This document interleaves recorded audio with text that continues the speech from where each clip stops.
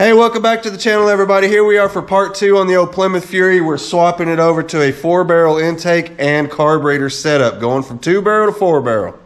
Give me 1 second while I get everybody caught up on this. What we've got here is a 1972 Plymouth Fury 3 that has been in the family for 20 years, but it's set for 10 years out in the woods, and we drug it in, and we've been making videos, getting it all up and running again. And the idea is that we are going to daily drive this car once we get it dialed in, and we're getting close, man. We're like this close now.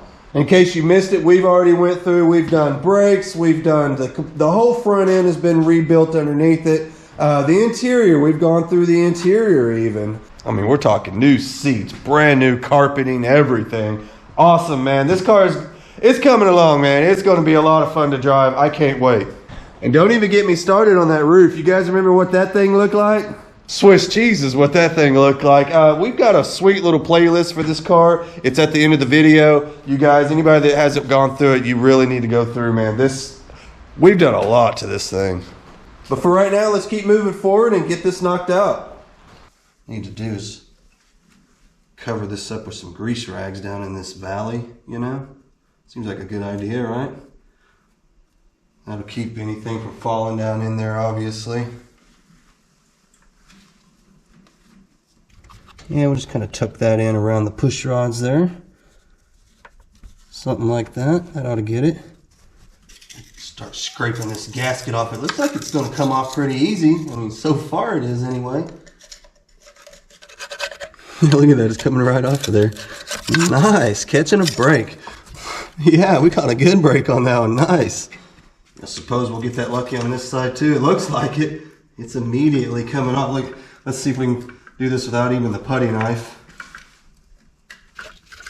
Yeah, that's coming right off of there. Man, I'm surprised it didn't leak.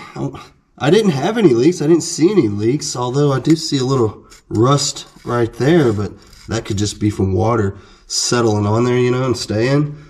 I don't think it leaked at all. Yeah, I mean, it didn't even leak around the water jackets or nothing. As most of you probably know, it's got the water jackets here and then back there at the back, and there was nothing leaking around them, no rust or anything like that. The only rust, like I said, is right there, but that's just from water settling down on there, I guess, over time, you know, over the years, because nothing goes through there but air, you know. So we'll be blocking all of that off, by the way. We're not going to use any of that. That'll kind of help us with the heat soak. You know, you don't want to be boiling the gas in your carburetor, and that having that go through the manifold, that air, it kind of heats up the carburetor and all that mess, and we don't want that. Another thing we'll be doing away with is these gaskets here, these quart gaskets that go at the front and the rear of the manifold. We're going to get rid of those. We don't need those. All we need to do is just run a nice thick bead of gasket sealer there, and we'll be just fine. Same thing on the back. We'll be getting rid of that one as well. I have to get it there. Come on out of there. Yeah, we'll be doing away with that for sure. And you can see that our grease rags are doing their job. They're keeping the little chunks out. I figured we would wait until after this surface is all clean before I pop the valve covers off. Kind of help from getting anything over into there. I think at this point I'm going to take my little grinder and with a Rolock disc. That'll be this guy right here. Pretty cool. These little discs just twist right on there. Look at that. Do that with one thumb, man. Super easy. We'll put this back on there. Probably do it one-handed. Let's see. Yep. That's how easy it is, you guys. This right here won't eat into the metal. And we'll just skim right through there, man. You'll be surprised how good this works.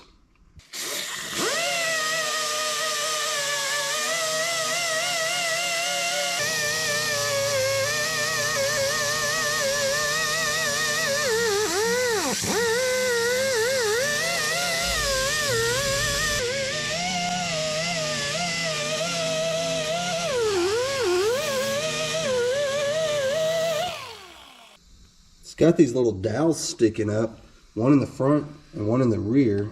I want to go ahead and get rid of those. We are not using the gaskets. I might have mentioned that before.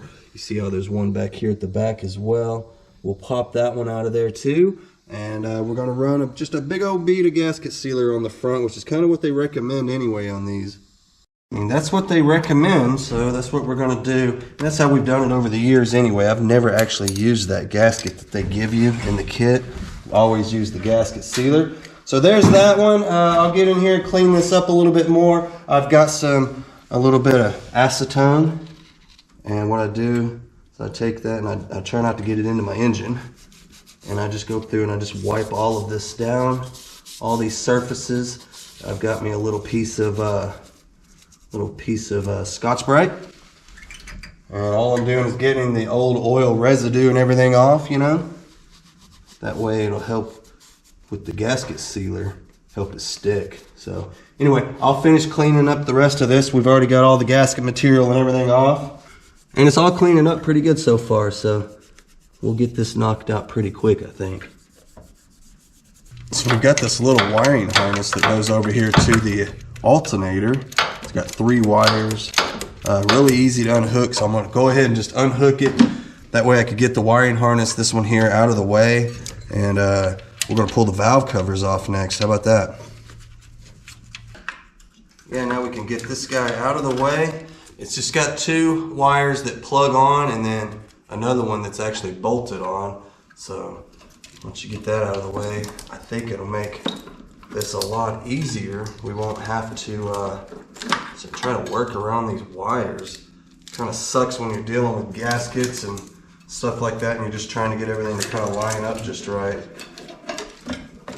We'll be dropping stuff down on our wiring, pinching it and all that kind of crap. So next we will do the spark plug wires. Let's get these out of the way. And we'll do them the same way. We'll just kind of drape them off over here. Out of the way. So now we can pull this guy off. I have never seen the inside of this motor, so everything that I'm seeing, we're finding out together. And so far, you know, down in the valley has been fine. I'm really curious of what it's going to look like in these under these valve covers. So give me just a minute and we'll get this thing off of here.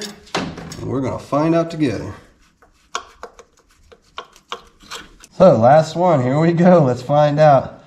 Let's see what we're working with. Sometimes you pop these things off and it's just nothing but a bunch of burnt oil and it's a mess. So let's see. Wow, dude, that's actually pretty dang clean. Look inside the valve cover. Hey, let me get you a proper shot here.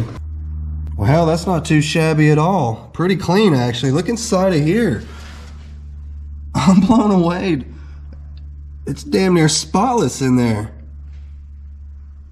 Well, that is some good news, man. That's awesome. I was wondering what the condition of this motor is, and now we know. I mean, it seems to be pretty decent. Looks like they kept up on the old oil changes and everything. Don't smoke and don't knock or any of that kind of stuff. So, but you never know what you're getting into with these. You start getting into them and find out that they're just completely clogged up with all kinds of carbon and used burnt up oil. And well, you can see this is not the case on this one, man. So awesome. We can go ahead and get out our paper towels. That just kind of helped us out, keep from getting too much garbage down inside the motor. It's kind of something everybody does when they do this. I think it's a good idea. Alrighty, we've got all that out of there. Everything is clean. It's time for some gaskets. Let's get our grease rags out of there. I'm going to kind of fold them over on themselves, you know. Make a little pouch for all that junk to sit into. That way we don't just knock it right down into the motor. And if anything does kind of fall down in there, just get the old shot vac.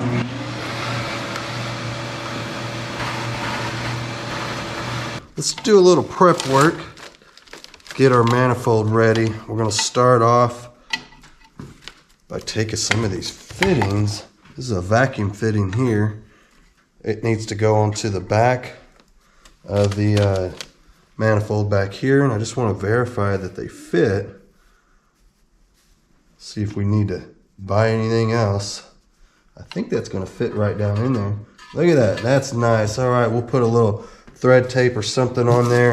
There's another little temperature sensor spin this around here for you. Right here, that's going to need to be transferred. Now, I actually need to replace this because you see where the wire, the plug needs to be replaced on the end of it. But the sensor itself should be fine.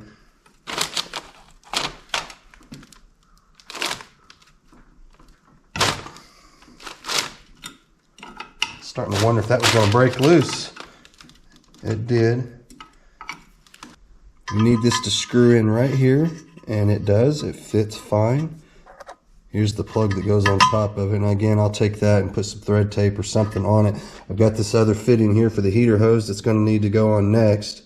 So I ran into a little issue. I cannot get that out to save my life, and that is what the heater hose goes onto. So we have to have it. I found this sitting in my toolbox drawer, just going to waste, and lo and behold, it actually threads in there just fine. Obviously we'll have to cut it off, it's a little too long, but that's okay. At least we've got what we need. We avoided a trip to the hardware store. That's nice. And I've got this here because you can see it's got this coming out, and the new manifold didn't come with one, and there's no way I'm ever going to get that out. I'm not even going to try. So I got this piece here that's going to thread in there just the same. And again, we'll have to cut it off a little shorter. You can see how short it is. It just needs enough sticking out to slip the hose on. So we'll trim both those off. We'll go back with thread tape, gasket sealer, something to seal up the threads so they don't leak. And then I'm going to clear coat this entire manifold. If you put this on here as this raw aluminum like this, every time you touch it, you're going to leave fingerprints on it. It's going to get nasty. Aluminum is very porous, and it holds grease stains and everything. So put some clear coat on it, and then you can go back and just wipe it down anytime you want. We're just taking off the thermostat housing now. I want to take this off and repaint it to match our manifold. I don't want to put it on there being blue. I think it looks kind of silly against our aluminum manifold, right? So we're going to, I'm not going to put a chrome one on it or anything, although that would be kind of cool. We're just going to repaint this to match that. I think it'll be good enough. That is a brand new thermostat, so we're going to be reusing it as well, if I can get it out of there without tearing it up. Get me a little pick started underneath there. I want to be really careful. Don't want to bend it. There it goes. All right. Yeah, I just got stuck on a little bit of the sealer there. But yeah, that is brand new. So we'll transfer that over to our new manifold. So yeah, we'll just clean this up with the old wire wheel, and then we'll hit it up with some paint. Paint it to match that manifold.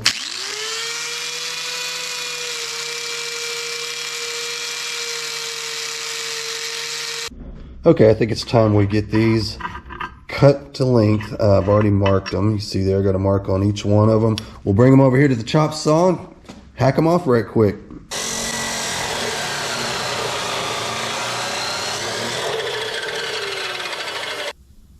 That old chop saw always leaves its mark behind.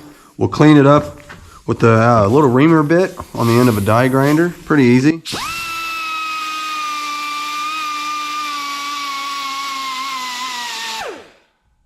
So I've got my fittings all cut. Let's get them sealed up in there. Got my gasket sealer all ready to go. We'll get a little on our threads here. Go all the way around this thing. That ought to do it.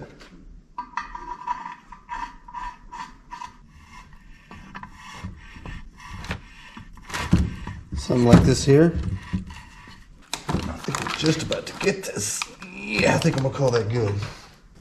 So the manifold came with some extra plugs in case you need them. We're not gonna use this one back here, so we can put that plug in that hole, and then there's a little bitty one up here that we don't need as well, and then we can put that little guy in there. So that'll take care of that. We'll do those the same way that we did these. We'll put a little sealer on them, screw them down in the hole, and we'll be done. Already installed this one back here. That went to our brake booster and stuff. So we're just about done prepping this, and then we're going to hit it up with some paint.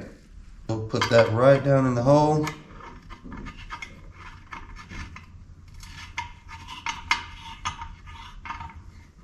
Do all this before we paint it. That way this stuff kind of goes away, you know what I mean? You won't even see it anymore. So we'll get this one on next. Just a little bit of sealer on there. It goes a long ways.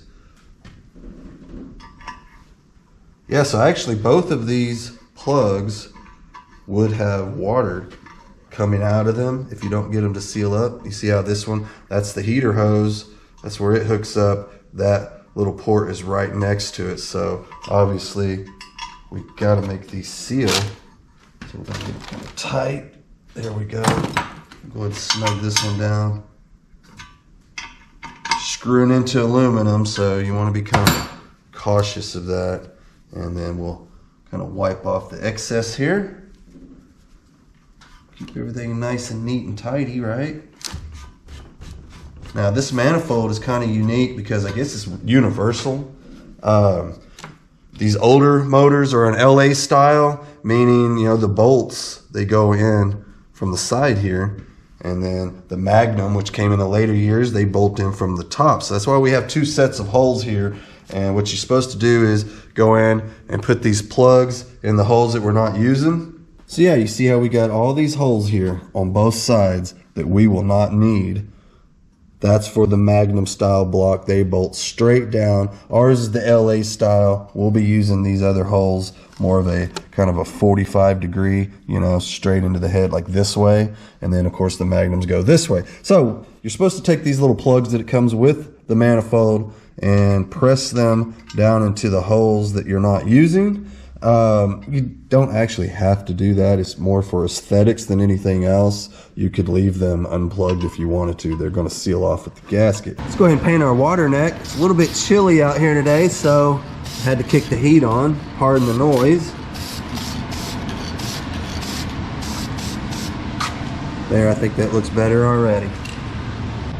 Not sure exactly what in the hell I was thinking, but for some reason I went and plugged off the hole that's supposed to have my temperature sensor in it. Well, there it is. That's the temperature sensor. Not sure why I plugged it off, but you guys are supposed to be watching me. Make sure I don't mess this stuff up, man. What happened? Let's make it shiny. We'll get our clear coat on there. I think it's going to make it look awesome. Now you could put like a flat clear on here and have more of a satin aluminy type finish, you know, that'd be fine. But I thought we'd go shiny with it. I feel like when it's shiny and glossy, it's easier to clean because it has more of a slick surface. So I'm hoping this is going to help me keep the manifold clean. We'll make sure we get plenty up inside of there where that, you know, the valley, the air gap, kind of a hard to reach area, but we'll do the best we can. I'm going pretty liberal on this. I don't care if I get a few runs here and there. You won't see them. I just really want to get this on there. A nice, good coating of it, you know what I mean? Okay, I think we'll call it good. For now, that's coat one. I'll do probably 3 coats and call it good. Well, unfortunately, we're going to have to rob some parts off of another project.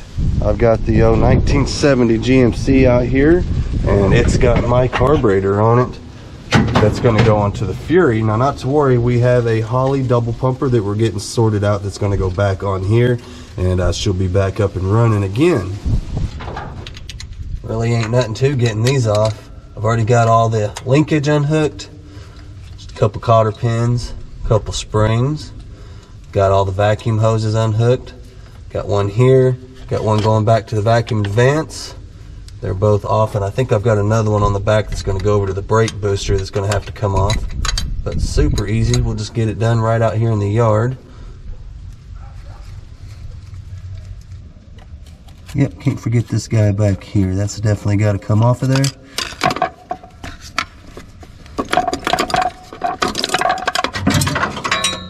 Man, now I gotta crawl back out of here and get that. Well, at least it hit the ground anyway. Okay, there's that. So while we were kind of working on my linkage, I want to take all of this and clean it up so that I can paint it. And I want to take note of how all of this goes onto the old carburetor. See here, we'll probably have to transfer this piece and this piece over here to our new linkage. So I'm just kind of figuring that out now. Yeah, this just unbolts right off here, super easy.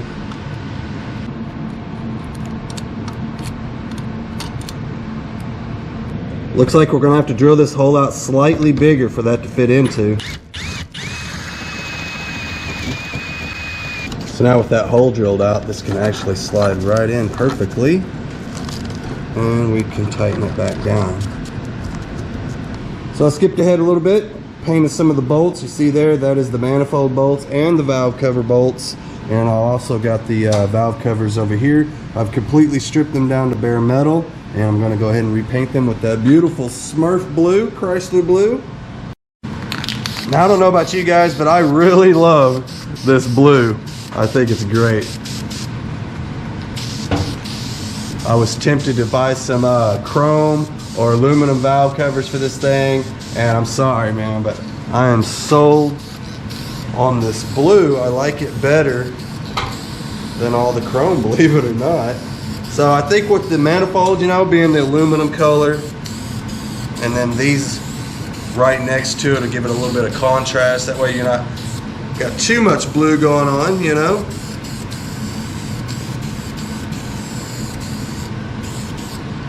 Man, that looks way better than the first go around. We painted it the first time. We didn't really get as carried away as we are now, where we're actually stripping all the old paint off, you know, getting rid of all the, it just looks ugly when you spray new paint over chipped up paint, you know, that didn't get sanded properly and all of that. So having it all smoothed up really good does definitely make the difference, man. Those look nice. So this is where you get into all the little tedious little details, you know. Right here we're modifying the fuel line. I'm gonna get rid of the little elbow. See where it bent down like that, you know, and then had the hose come up from the bottom. I don't like that. I want my hose to kind of come around from this way. So I think that'll help us. Let's see what else. It's time to figure out how we're gonna mount this thing. So I've been kind of locating all of my bolts and washers and all of that stuff, gaskets and whatnot. So we're not going to run a spacer on this. It's not going to be necessary at all, and we won't be able to shut the hood. I think this manifold is considerably taller than the old one. Yeah, like if we were to put a spacer on this, I mean, look at this. It would just be way too tall. We would never get the hood shut. It's not necessary. You know, you do stuff like that for performance gains, and also, sometimes you do that to keep the fuel from boiling. You know, you get heat soak, the fuel boils in the carburetor. Not a good situation. We are definitely not going to have that issue. We blocked off the crossover, and it's got this big giant air gap underneath it where air constantly flows underneath this thing. So a spacer just ain't going to get us anywhere except not being able to shut our hood. So no spacer needed. Okay, time for some fun stuff. Let's get our gasket sealer on here. Now remember, we're going to put a nice thick bead of sealer across the front and the back of this, so you want that to be able to squish out of there. So get crazy with it, man. Build that up really nice and thick. Take my sealer, flatten it out from the bottom, work it all the way to the top, keep that stuff coming out of there. Just like a tube of toothpaste. You see there? You see how thick that bead is? That's what we're looking for. Remember, we're trying to make up the thickness of what that gasket would have been, and that gasket is every bit of 1/8 of an inch thick at least. So we need this to be kind of tall so that we can have it squish, you know what I mean? And seal up really nice. So as far as the rest of it goes, this side's, you know, we won't put any sealer on there except for just a little tiny bit around the water jackets on the front and the back. You remember, those are the water jackets over in each corner. We'll put just a tiny bit on that, and then that's it. The rest of it won't get any. Give me a minute while I squish this up there. I'll tell you what, be prepared to use about a whole tube of this stuff, or close to it anyway, by the time it's said and done. So I'm going to take and put just a tiny bit around these water jackets like I had mentioned a second ago. I'm not going to build up a big bead. Sorry about that. I'm not going to put up a big bead like we did across the front and the back, but just a little bit around the hole. I'm a little paranoid when it comes to water jackets. I'm just afraid they're going to leak, and God, that would be a disaster having that leak, wouldn't it? So yeah, to me, just a little added insurance, you know, that's all. Just a little film of that going around that jacket is all we're looking for. We don't want it to ooze out and cover the hole up when we bolt all this together, so just that little film is all we need. So with that being done, all I need is just a little bit more of this and we'll be done with it. I'm just going to take and put a little dab of it right there and right there. And all that's really going to do is kind of help hold it in place, you know, so it's not all moving around on you. And then it's got these little locators here. Be careful, don't drop them down in the engine. Just a little piece of plastic that slips right down into the hole and locates it so that your bolts will go in a little easier. Now I'm going to leave that there and let it set up just a little bit. Again, making sure we don't have anything oozing out into the holes of our water jackets. And then that's it. That is all of the sealer that we'll use, other than I will put a tiny little film around the water jackets on top of the gasket too. And then that's it. Yeah, something like that. Just a little tiny bit around it. That's all we're looking for. I did that on all 4 of them. Well, now it's time for the fun part. Now I'm going to go ahead and pull that little plastic locator, get those out of the way, and let's see about setting this thing on here. We're going to go really slow and easy. Try to line it up best we can before we put it down on there. I think we're pretty close right there. Yeah, pretty close. Let's try to start some bolts. Attempt to get my bolt lined up where, there we go. That's right where it needs to be. Now before I actually put it in, I want to put a little bit of sealer on it, because these actually go right through into the head and they go all the way through, you know what I mean? Then it's not sealed off, so it would seem to me that these would leak if you're not careful, you know, if you don't put sealer on them. So we're going to put it in there just in case.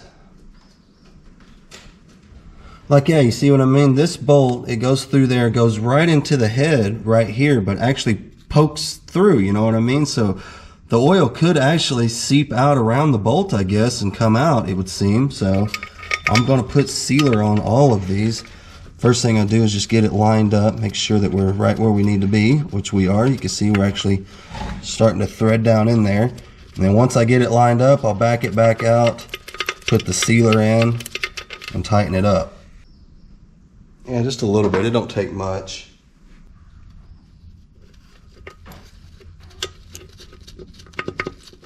Sometimes you got to get these in there and do a little wiggle.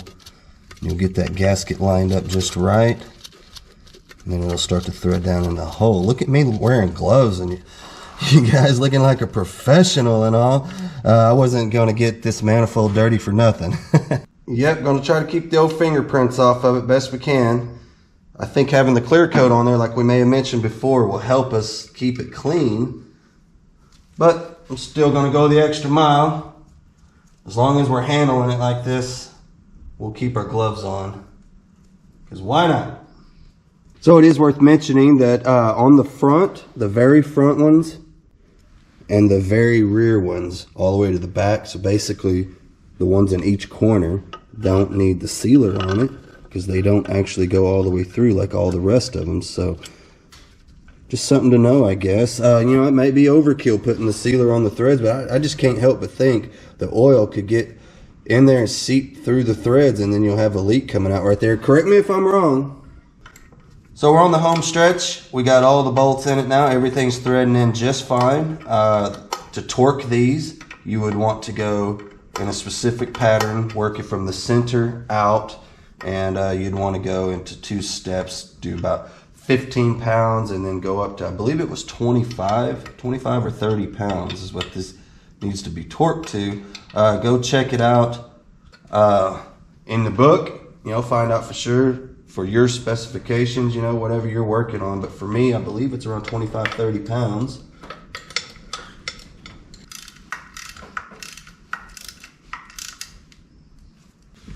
Boy, we almost messed up and forgot to put the linkage assembly back on. Can't forget that. Won't be going nowhere without that. So now that the manifold's all buttoned up, let's get our valve covers on. I got some brand new gaskets over here for it. Got some rubber gaskets, that way in case we ever have to take them on and off or anything like that. They seem to last a little better than the cork, I do believe. So anyway, let's do that next. These are kind of cool. They got notches. You see that? And these fit right into the little notches. Look at that. Pretty cool, man. All the way around this thing, it's got these little holders that hold the gasket to the valve cover. Thanks a lot, Mopar. That's pretty cool. I don't remember Chevy doing nothing like that for me. So if you're not aware, this is my first Mopar project. So every once in a while, I come across something that I'm not really used to. And that's kind of one of them right there.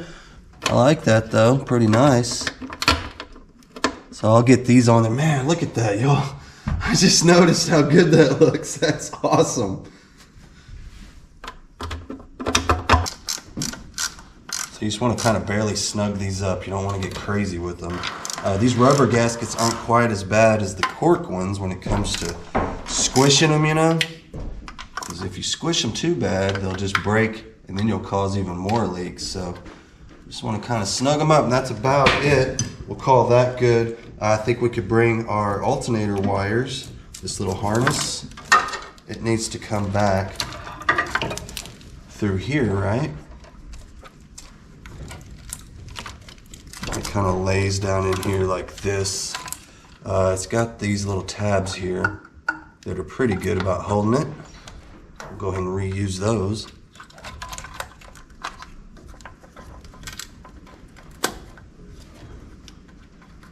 I think that'll get it right there, and then I'll get the wiring hooked back up, and then we'll jump on the other side. Oh yeah, and don't forget your coil pack.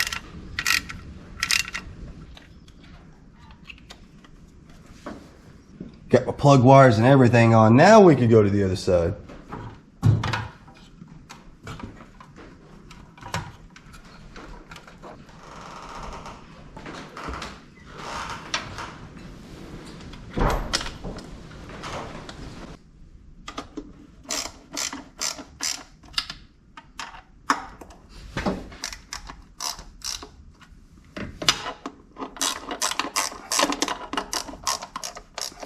Get our spark plugs on here. I actually marked these earlier to make it a little easier on myself.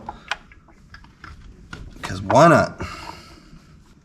We are getting really close on this. We are moving right along on it. We have had no hiccups at all, nothing. I probably shouldn't even say that out loud. I knew I shouldn't have said that out loud. Basically, all of this linkage, it all uses the same holes that it came out of, just like the factory, but because it's got these other holes for the Magnum style block, you know, for the bolts to go straight down, that's got this, it's sitting on there, so it's got all my linkage kind of leaned over this way, and it's hitting the distributor. If I would have foreseen that, I would have actually got in there and probably grind some of that material off of the manifold and just had it out of the way, but you know, that's not how it went. And it's too late for all that now. I ain't messing with it. So I'm gonna get in here with a crescent wrench to see if I can't just bend this over. I mean, path of least resistance, right? That seems like that's really all that's gonna need, is something like that right there. Kind of get this over a little bit. So if you're ever doing one of these, take that in mind. You will have to do, you know, just a slight modification, nothing major. And if you wanted to really get carried away, you could actually get in here and grind this material out of the way because it's not needed. Let's see about getting the carburetor on it now. Get my gasket all lined up. We're gonna have to figure out a new breather for this. That 2-barrel one ain't gonna work. I've got 4-barrel ones, but I think the filter's gonna be too thick. And it's kind of the big brown one, which is I'm fine with, but the filter would be too thick on it. We have to get a thinner filter because we're gonna have trouble shutting the hood on this thing. I can tell you that right now. So we've got a couple modifications that are gonna have to get made. One being this fuel line is not long enough anymore, so we're gonna swap it out with a longer one. I think we could probably run it right through there, something like that.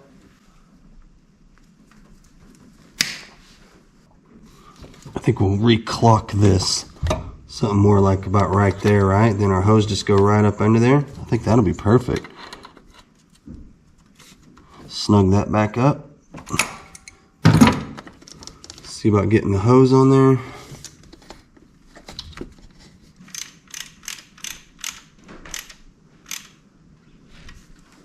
Well, okay, I've got everything hooked up, everything except we got a little issue going on over here, and we kind of expected that. You can see all of my linkage is way the hell off back behind the carburetor. You know, remember the carburetor we had was much smaller than this, so everything's over there, and I need it to be over here. So we're gonna have to do a little modifications to get all of this to hook up. You know, be prepared for stuff like that when you're changing everything around. Also, you know, we need to plug this off. I've got to reroute a couple things. For the booster, needs to come around over here to the back of the manifold, and then this needs to come around over behind the carburetor. They're flip-flopped right now because one's too short and one's too long. So nothing a trip to the AutoZone won't take care of, but it won't stop us from firing this thing up. Well, we don't have any throttle, but that's all right. We're going to give it a shot anyway. See if we can get it to fire up like this.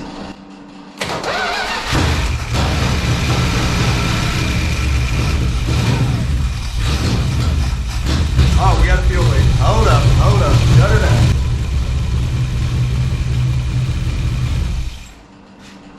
All over my fresh paint.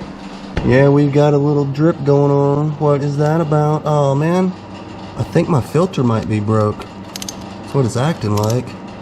Well, that sucks. Yeah, I'm not really sure what's going on there. I don't see anything broken on it, but anyway, I got another one we'll put on there for now.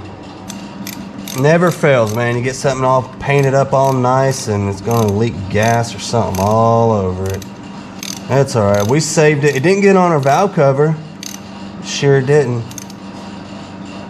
That's nice. I would have been heartbroken. All right, we'll try that.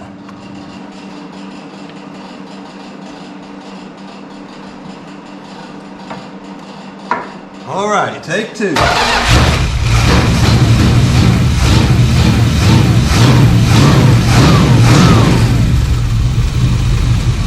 Really? No adjustments yet. I left it the way it was on the truck. About 2.5 turns out on the idle air mixture screws. There we go.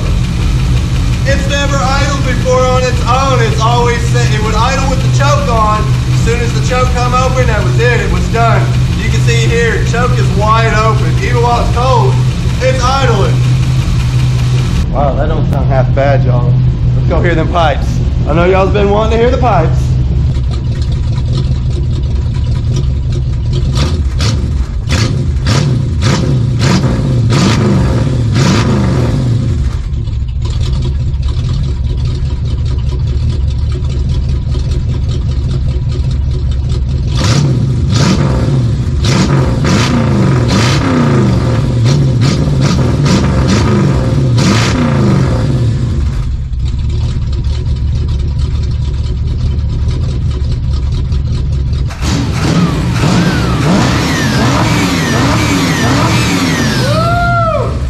All right, I better stop. I'm gonna get asphyxiated.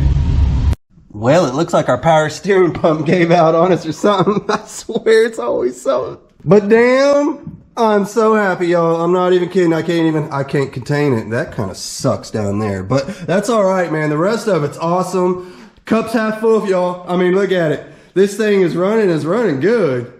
I've never heard it run that good. All the years I've had it, it's never ran that good before. So, dude, man, that's motivating. I can't wait to get it out on the road. We got to get a few more things, man. Tires, tags, insurance. You know the deal. So yeah, that old radiator's going to have something done to it. You guys can see, I mean, that is in really bad shape and it leaks. So we'll either drop it off somewhere and have them fix it, or we'll buy a new one or the other. Plenty left to do. I want to paint it too. We ain't rolling it out of here like that. That's got to get dealt with. So stay tuned. We'll be tackling some of that stuff too. Anyway, man, I appreciate you guys sticking around. I know we turned this into a 2-part series. Some of you guys were upset about that. Some of you guys were totally cool and understanding. So anyway, here's part 2. She's going. We got a happy ending, y'all. Awesome. I'm going to see you guys later, man. We're going to end this one on a good note. I'll see y'all next time.